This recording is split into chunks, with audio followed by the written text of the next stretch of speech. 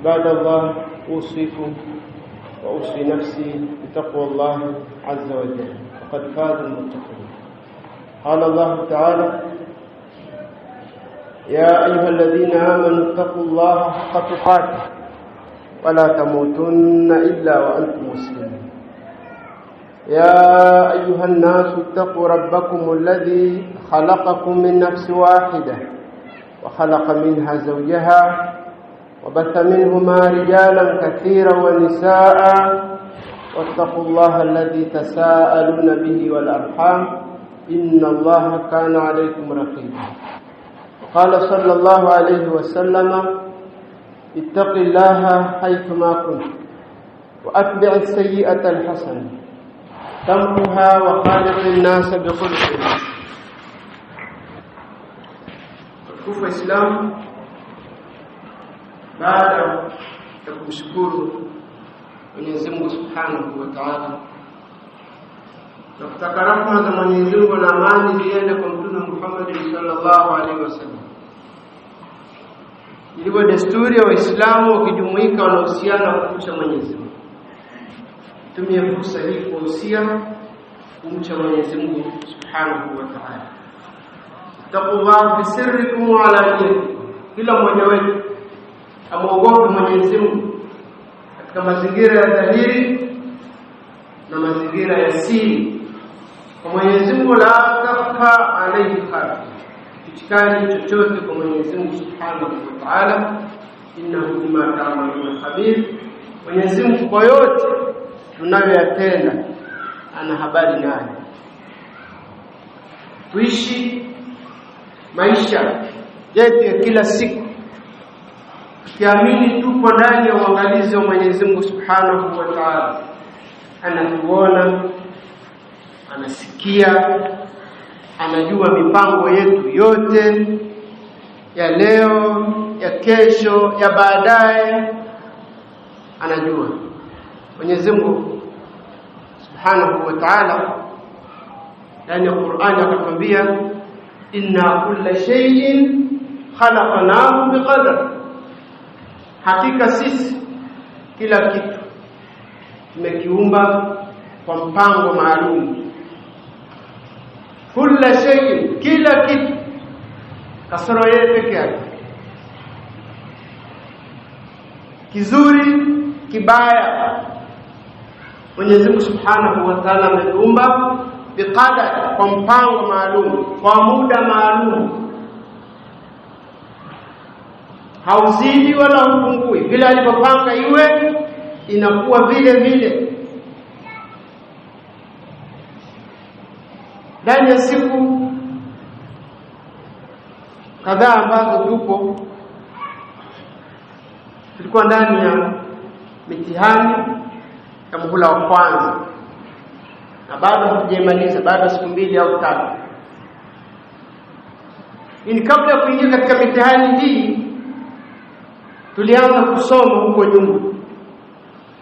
Tumesoma, na baada ya kusoma sasa tunatathminiwa, tunaangaliwa kile tulichokisoma kwa kiwango gani tumekielewa, kwa kiwango gani tunakifanyia kazi.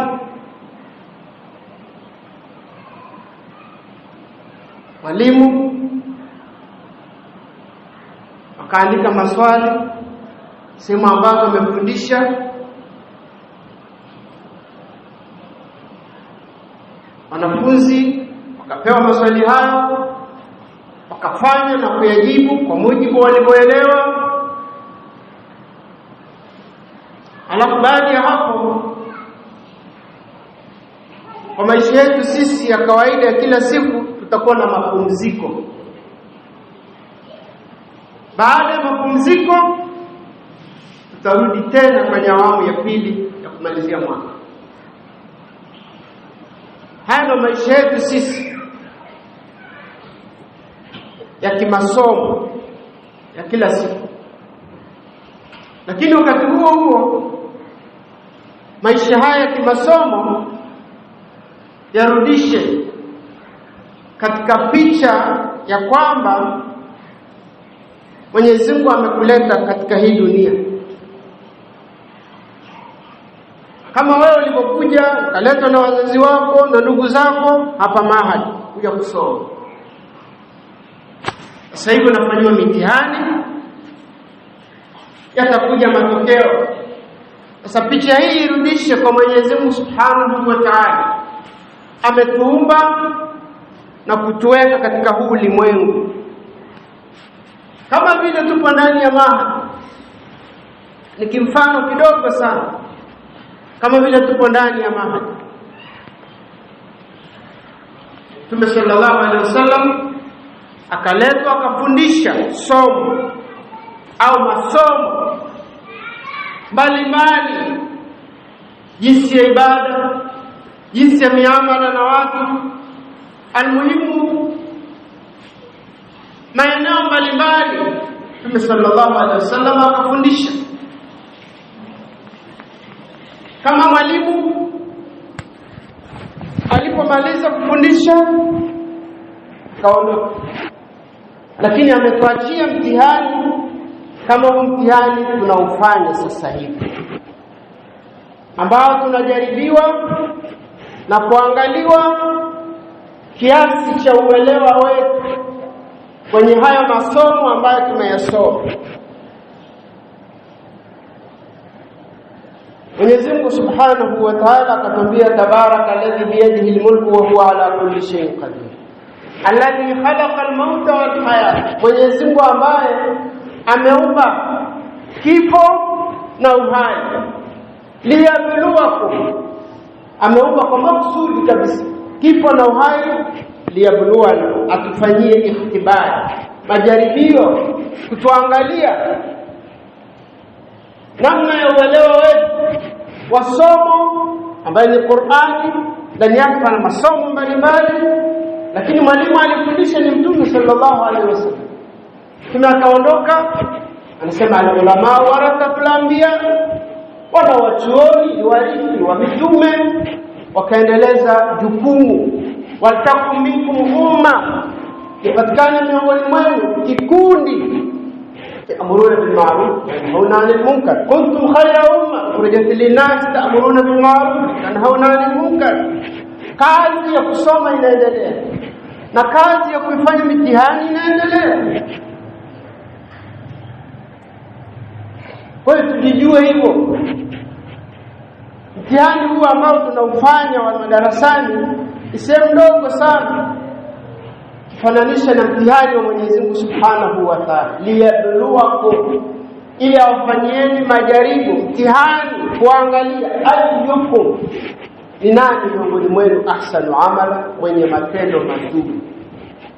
Mtihani hii tunafanya madarasani hii, baadhi ya walimu akiwafikiria wanafunzi wengine hawajui kuandika, ni wazito, wala wao tofauti, anaangalia maswali ambayo ni mepesi. Lakini wakati huu pia anajiangalia na yeye mwenyewe, darasa gani au mtawasiti wathani na wanafunzi wengi, waje nifikirie namna ya kuandika maswali ambayo nitaweza kuyasaisha kwa urahisi. Mwenyezi Mungu haangalii huko. Ameleta Qur'ani, amemleta mwalimu, amefundisha.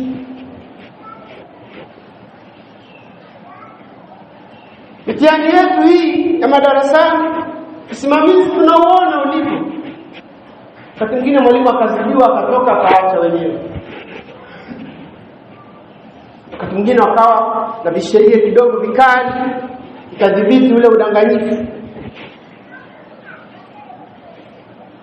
Mwanafunzi mwenyewe akafikiria afanyaje, akamuuliza mwenzie na karatasi ameandika hivyo ili nini?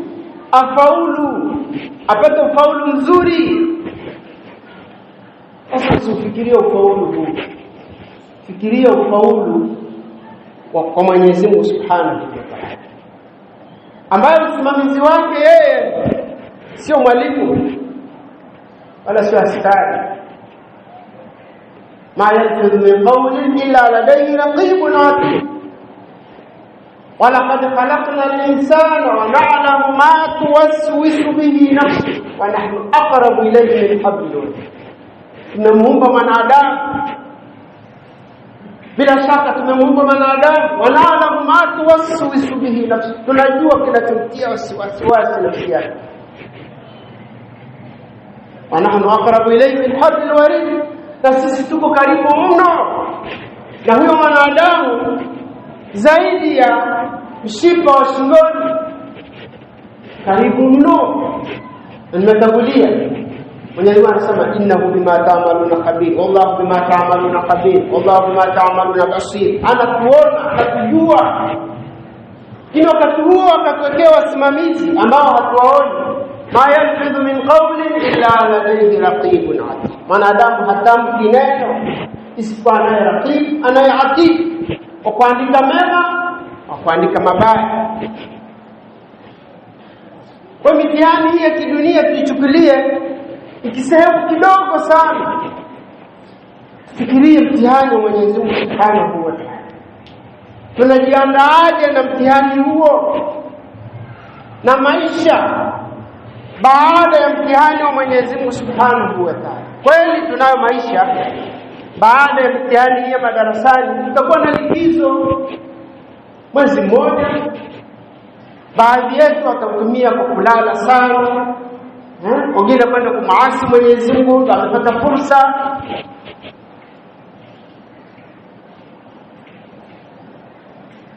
Tumia muda wako, tumia umri wako, tumia afya yako, tumia kila njia, kila namna ya ulichoruzukiwa na Mwenyezi Mungu Subhanahu wa Ta'ala kuhakikisha mtihani wa Mwenyezi Mungu unafanya ipasavyo kwa mujibu wa mafundisho ya Mwenyezi Mungu na ya Mtume sallallahu alaihi wasallam. Ishi ukijua kwamba wakati wote Mwenyezi Mungu ananiona, Mwenyezi Mungu ananijua. Unao waangalizi, wasimamizi, malaika kiram la yasuna Allah ma amara, au maasi Mwenyezi Mungu kwa walioamrishwa, yafaluna ma yamarun, wanafanya walioamrishwa tu.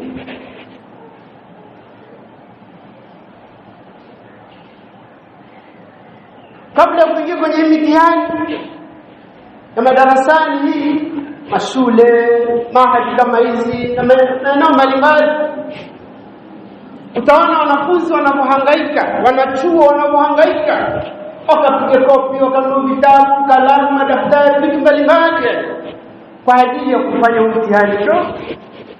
Lakini wakati ujiulize swali, kwa mtihani wa Mwenyezi Mungu unachukua maandalizi gani? Tujione tu sisi wenyewe kwa hali zetu na maisha yetu kila siku. Tunapoziendea swala tano ambazo ni lazima na maamrisho mengineyo ya kutoa sadaka, kuwa ukweli, kuacha uongo, kuacha kusengenya, tunaendea kiasi gani? Je, tunaendea kama tulivyoendea hii mitihani? Inawezekana wengine walishamaliza masomo muda mrefu, lakini vuta picha ilikuwaje enzi hizo ukisoma, juhudi ambazo ulikuwa ukizifanya, unahakikisha kwamba nipate alama nzuri, nifanikiwe. Ukafanikiwa, sasa hivi una maisha gani? Ni matokeo ya bidii uliyozifanya kipindi hicho. Na mwanafunzi wewe unayesoma sasa hivi, unatamani pia hivyo kufikia katika level nzuri, maisha mazuri, upate mumtaz, upate jayyid jidda. Ukisikia makbul unalia, unajutia. Fikiria makbuli kwa Mwenyezi Mungu Subhanahu wa Ta'ala. Fikiria rasibu uko kwa Mwenyezi Mungu Subhanahu wa Ta'ala. Rasibu ya duniani haina thamani wala hasara kubwa mno. Utafeli hapa, utaingia sehemu nyingine. Unafeli darasani, unaingia kwenye fundi umeme, utembea na fundi, saidia fundi, maisha yakaenda. lakini bado uko katika ule mpango wa Mwenyezi Mungu, inna kulla shay'in khalaqnahu biqadar. Kila kitu tumekiumba kwa mpango, kwa muda maalum. Kwa maisha yetu ya kila siku tunayoishi, tuishi tukiamini tupo ndani ya uangalizi wa Mwenyezi Mungu Subhanahu wa Ta'ala. Neno gani unalitamka? Tendo gani unafanya?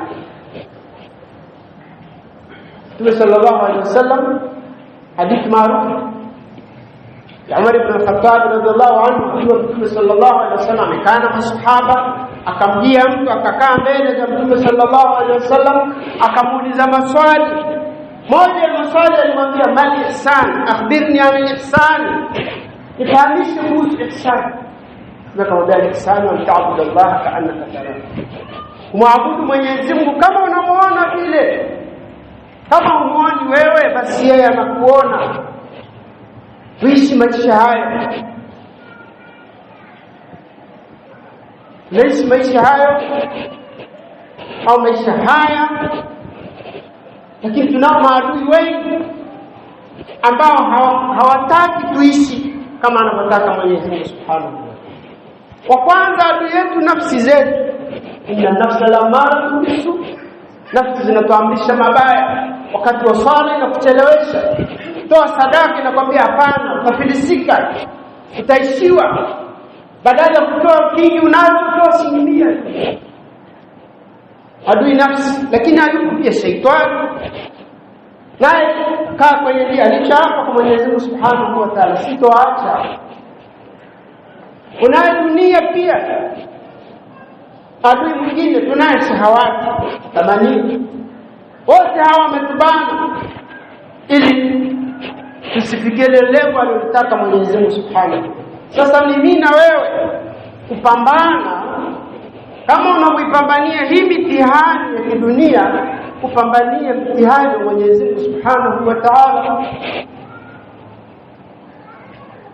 Una fursa ya dakika 5, tumia kumtaja Mwenyezi Mungu. Una fursa ya kuswali rakaa 2, swali. Swala zote za sunna mnazozijua, funga zote za sunna, azkari zote tunazifanya. Tena ambaye amesamehewa madhambi alizifanya zote. Chukua kipimo kwa Mtume sallallahu alaihi wasallam, qad kana lakum fi rasulillahi uswatun hasana, kigizo kizuri. Mtume sallallahu alaihi wasallam aliyafanya yote haya akitaka nini? Radhi za Mwenyezi. Wewe na mimi hatuzitaki, na sisi tufanye juhudi kama alivyofanya Mtume sallallahu alaihi wasallam. Tusipoteze muda. Muda una thamani kubwa katika maswali ambayo tutaulizwa na Mwenyezi Mungu Subhanahu wa Ta'ala يوم القيامة. Hadithi ya Abu Hurairah, la tazula qadama fi adam 'inda rabbi yawm al-qiyamah hatta yus'ala an-arba. Moja ya maswali haya, umri wako ulitumiaje? Mwili wako ulichakaza kwenye nini? Ulikuwa unasoma, baada ya kusoma ulikuwa unafanya biashara, baada ya kufanya biashara ulikuwa mkulima. Mkulima wako unakusaidia nini? Na kazi zote ambazo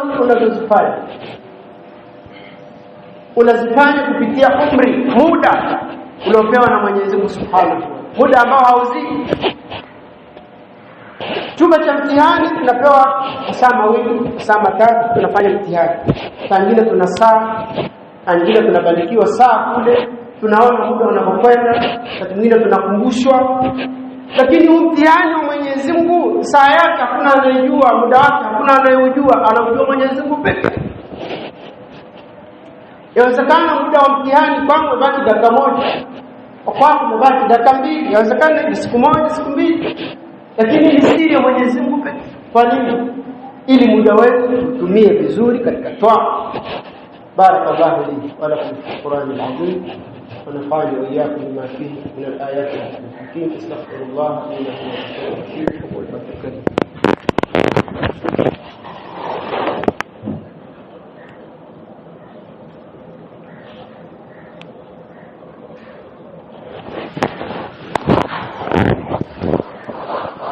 لله رب العالمين والعاقبة للمتقين ولا عدوان إلا على الظالمين أشهد أن لا إله إلا الله ولي الصالحين وأشهد أن محمدا عبده ورسوله أما بعد. Tumalizia sehemu ya pili ya hotuba yetu. Tunazungumzia maandalizi yetu, kazi zetu, maisha yetu ya kila siku ambayo tunayochukulia na kuyawekea mipango mizuri ili tufikie mafanikio. Lakini ni wachache mno wanaopanga mipango kwamba leo nitafanya hili na hili na kesho lile, kesho kutwa lile, kwa ajili ya maisha yangu baada ya maisha haya dunia. Ni wachache mno. Umar ibn al-Khattab radhiallahu anhu, ambao nimemsoma ndani ya vitabu tunasikia, anasema lau Mwenyezi Mungu atatoa amri au atatoa tangazo kwamba watu wote wataingia peponi kasoro mmoja tu, Umar anasema najihisi au nadhania naweza nikawa ndo mimi wa kwenda motoni. Pamoja na mazuri yote tunayomsikia Umar, lakini bado hakujiamini kwamba yatamsaidia aingie peponi. Kama vile ambavyo vijana wengi wanaingia katika mitihani wakafanya nimeshapita. Fikiria mtihani wa Mwenyezi Mungu Subhanahu wa Ta'ala. Toka kumekucha hadi muda huu, jihesabie, itathmini uliyofanya ya kumridhisha Mwenyezi Mungu. Umar aliandika barua kuwapelekea watawala, akamwambia hasibu anfusakum qabla an tuhasabu, jitathminini nafsi zenu kabla ya kuja kuhesabiwa na kufanywa tathmini. Tathmini. Qur'ani ina maelekezo mengi, hadithi za Mtume sallallahu alaihi wasallam zina mafundisho mengi kutuelekeza namna ya kutumia muda wetu vizuri, namna ya kutumia mali zetu vizuri, namna ya kutumia afya zetu vizuri kwa ajili ya kumridhisha Mwenyezi Mungu Subhanahu wa Ta'ala.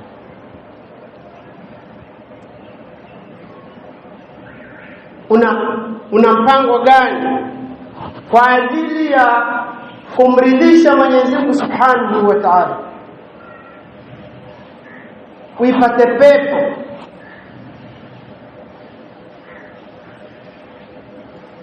Tuna deni kubwa, tuna kazi kubwa mno. Kama tunasoma kwenye vitabu kwamba Uthman ibn Affan radhiallahu anhu amesali rakaa 2 katika usiku na akasoma Qur'an kuanzia suratul Fatiha mpaka minal jinnati wan nas, rakaa 2, msahafu mzima ule ambao wewe labda unaweza kusoma mwezi mzima ndio umalize, au miezi miwili ndio umalize, wachache siku 10 ndio amalize. Uthman anamaliza ndani ya usiku mmoja, ndani ya rakaa 2. Anataka nini? Jinsi anakutumia umri wake kwa maslahi mazuri. Sisi tunalala hadi tunaamsha, na tukiamsha pia tuko tayari kwa Uthman huyu radhiallahu anhu ameagiza biashara kutoka Sham, kipindi ambacho kilikuwa ni cha hali ngumu ya maisha ya watu wa Madina, biashara ambayo angeuza angepata faida za kutosha. Lakini bado pia matajiri kadhaa wa Madina wanamfuata awauzie hiyo biashara ili waje wauze wao kwa faida nzuri. Akamwambia hapana, kuna ambaye atanipa faida kubwa kuliko mnanifanyia. Nani? Akamwambia Allah Subhanahu wa Ta'ala, hasanatu bi'ashri amthali, jema moja mara 10 mpaka mara 700. Nafanya biashara na Mwenyezi Mungu Subhanahu wa Ta'ala. akaitoa au akautoa mzigo wote, ngamia 300 na walichobeba na dinari 1000 kwa wakati mmoja. Sio kwamba anatoa kidogo kidogo.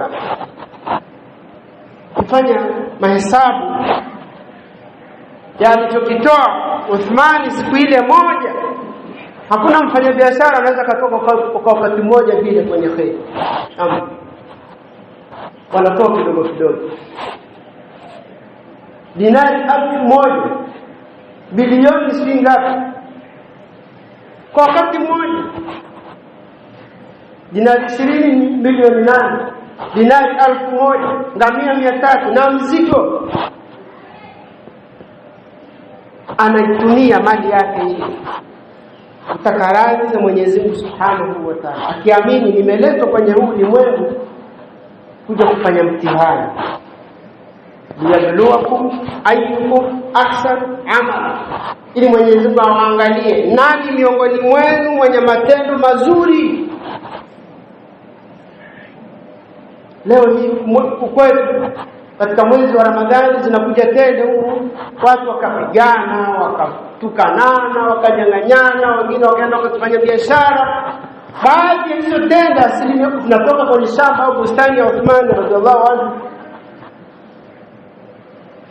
Anafanya biashara na Mwenyezi Mungu, mali aliyompa Mwenyezi Mungu anairudisha kwa Mwenyezi Mungu Subhanahu wa Ta'ala.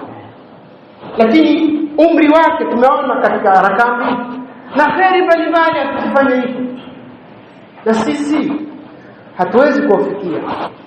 Lakini angalau tujue kwamba katika huu ulimwengu tupo katika usimamizi na tunaangaliwa na Mwenyezi Mungu Subhanahu wa Ta'ala. Muda ukiisha ni siri yake Mwenyezi Mungu. Lakini mtihani yetu madarasani unaandika mwenyewe. Umekosa mahali unafuta. Wengine ukamuita mwalimu kambembeleza akakuonyesha. Mwalimu akisahau pia unafanya namna fulani unaweza. Mtihani hii ya Mwenyezi Mungu uko huru. Hakubani au malaika wanakuangalia. Unafanya nzuri anaandika nzuri, unafanya baya anakuandika baya. Muda ukiisha wanafunika kitabu, wanarudisha kwa Mwenyezi Mungu Subhanahu wa Ta'ala. Yaumul Qiyama kila mmoja atapewa kitabu chake. Ukifunua naanza kulalamika, mali hadha kitabu la yuadilu saghira wala kabira ila ahsa. Kitabu hiki ndani hakiacha dogo wala kubwa, yote yamewekwa.